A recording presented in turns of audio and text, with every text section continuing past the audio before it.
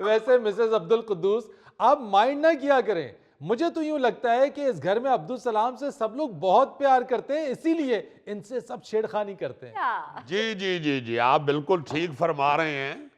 हम सब लोग तो अब्दुल सलाम से प्यार करते हैं, मगर ये बदबख्त सिर्फ खुराक से प्यार करता है। लो, एक और आ गए मेरे भाई के वैरी।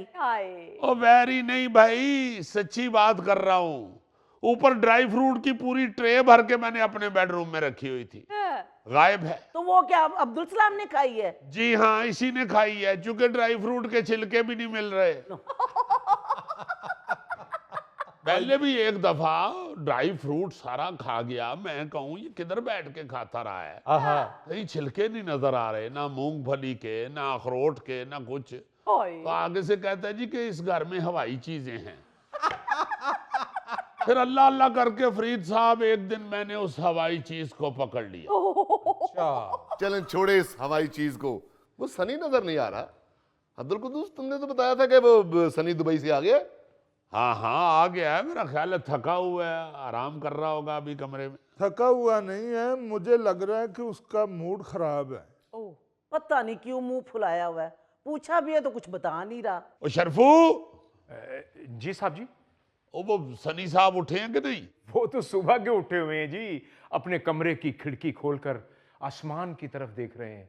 मैंने 2 दफा पूछा कि चाय ले आऊं, हाथ के इशारे से कह देते हैं। खिड़की में खड़े होकर आसमान की तरफ देख रहे हैं, कोई चिल्ला काट रहे हैं रानी भाई, या उनका पेचा लगा हुआ? ओ यार एक मिनट, तुम तो ठहर जाया करो, बुलाओ उनको। जी बेहतर। मुझे तो लगता है बहू ने आते ही कान भरे हैं उसके। और खुदा का खौफ खाया करो, 2 मिनट सांस भी लिया करो। फौरी तौर पे आप साजिश शुरू कर देती हो। अस्सलाम वालेकुम। वालेकुम सलाम। आओ भाई सनी, वेलकम वेलकम। बेटा क्या हाल है? वैसे के वैसे ही हो तुम यार। अल्लाह का शुक्र है जी। ओ बेटा, मैंने तुम्हें फोन भी किया था कि अपनी सेहत की तरफ देखो। दुबई में तुम रह रहे हो, वहां मटन खजूरें खाओ। अंकल, खुराक से इंसान कमजोर या तगड़ा नहीं होता, बस टेंशनें उसे मार देती हैं। अल्लाह खैर करे मेरे बेटे, क्या टेंशन होगी तुझे? अम्मा, परदेश में भी बस चैन से नहीं जीने देते। बेटा, हर चीज के होते सोते क्या टेंशन है आपको? सबसे बड़ी टेंशन तो आप है मामू। अब्बू, वो जो कमरे में बड़े साइज का टेडी बियर पड़ा हुआ है ना, उसकी तस्वीरें खींच खींच के मुझे सेंड कर रहे थे कि बेटा इस साइज के चॉकलेट लेके आओ। ओहो, तो बेटा ले आने थे मामू के लिए वो चॉकलेट। कहीं ऐसा ना हो जो अंदर टेडी बियर पड़ा है उसको चीनी लगा के ना खा ले। यार सनी, वैसे ये तो कोई इतनी नाराज या गुस्से होने वाली बात ही नहीं है। घर वाले फरमाइश करते हैं और उनके लिए गिफ्ट लाने में कोई मुज़ायका भी नहीं है। जी, लाते हैं जी लोग घर वालों के लिए गिफ्ट, मगर पीछे से घर वाले बच्चों को टेंशन नहीं देते। हाय हाय, क्या टेंशन होगी, कुछ बताओ तो सही। अम्मा, एक दिन भी ऐसा नहीं गुजरा जब मुझे पिंकी ने वहां फोन ना किया हो कि मामू ने मुझे ये कह दिया, अम्मी का बिहेव मेरे साथ अच्छा नहीं है, ये हो गया वो हो गया।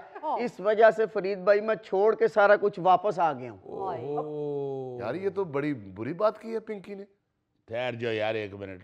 ओए शरफू, आया साहब जी। ओ बेटा, वो पिंकी बीबी कहाँ है? साहब जी, वो जिस खिड़की में सनी साहब खड़े हुए थे, अब उस खिड़की में पिंकी बीबी खड़ी हुई हैं। ओह माय गॉड, घर में तो बंदिश फिल्म चल रही। बुलाओ उनको, बुलाओ। जी बेहतर जी। सुन लिया आपने अपनी चहेती बहू की हरकतें? ये तो वाकई उसने बुरी हरकत की है। ओ यार एक मिनट, उससे पूछ तो लेना कि हुआ क्या है। जी डैडी। बेटा बैठो बैठो। ये सनी कह रहे हैं कि तुम इसको फोन करती रही हो कि मैं घर में बड़ी परेशान हूँ। जी डैडी, ऐसा ही है, आपने बिल्कुल सही सुने। बेटा, हमने तुझे कहा क्या है? तो अपनी मर्जी से सोती है तो अपनी मर्जी से उठती है। बस करें मामा, ये बताएं कि क्या क्या नहीं कहा आपने मुझे। बेटा, मैंने तो तुम्हें सनी के जाने के बाद अगले दिन ही कह दिया था कि आप अपने हाथों से सालन डाला करो, जितनी मर्जी बोटियां खाया करो। उसे गोश्त खिलाकर खुश कर रहे हो, वो मेरी बेटी या बिल्ली नहीं है। बेटा वैसे तुम क्यों करती रही हो सनी को फोन? डैडी मैं क्या करूं, मुझसे नहीं बर्दाश्त होता, टू मच हो जाता है। एक मिनट बेटे, ये गलत बात की है आपने। देखो जो बात गलत है वो गलत है। आपका हस्बैंड है, वो उधर मेहनत करने के लिए गया हुआ है, वहां जॉब कर रहा है। हाँ। आप पीछे से उसे फोन कर रही हो, हम लोग मर गए हैं, ये तुम्हारा बाप है, इधर है, ये मैं तुम्हारे पास हूँ घर में, मैं भी बाप हूँ तुम्हारा, कोई प्रॉब्लम है तो तुम हमें बता दो।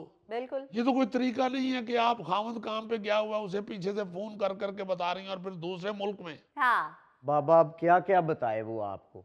एक दफ़ा मैं और पिंकी रात को 2:30 बजे फ़ोन पे बात कर रहे हैं तो इसका कमरा नॉक हुआ। मैंने कहा उठ के देखो कौन है, तो आगे मामू रात के 2:30 बजे आके कहते हैं बेटा तुम्हारे कमरे में किन्नुओं की टोकरी होगी वो मुझे दे दो। देखा, किन्नू सरगोदे के और बाद दुबई